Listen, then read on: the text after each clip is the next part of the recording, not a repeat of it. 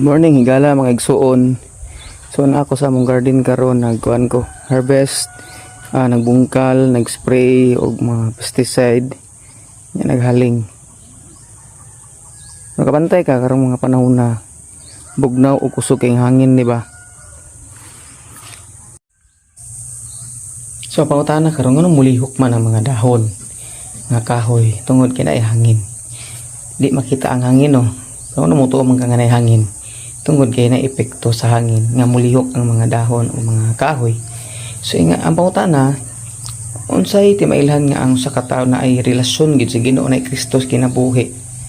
Kanha mo claim nga nasa Jesus, sintuos sila ni Jesus, pero ang tinuod nga timailhan nga na ay Jesus kinabuhi sa katawo na ay epekto sa iyang kinabuhi, na ay kausaban di makita na si Holy Spirit sa sulod, di pud makita nga na si Jesus kinabuhi sa sulod, pero epekto niya ang kabaguhan siyang kinabuhi.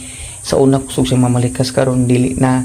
Sa una bugoy siya maot sa batasan, libakira kining sugal mo bisyo, pero karon ang epekto igsoon sa time nga na kay Jesus kinabuhi, ang papanulti o sa lahi na mahingugma kan na mubuhat kag maayo nga naman na ay epekto susulod sa imo tungod kay na kay tinuod nga relasyon sa Ginoo.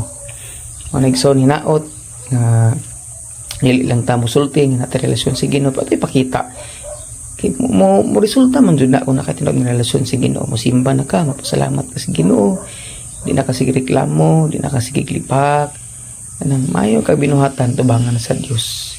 Ano man nakatinuod nga relasyon sa Ginoo o tungod diana imo nang himaya ng Dios sa imong kinabuhi. God bless atong tanan.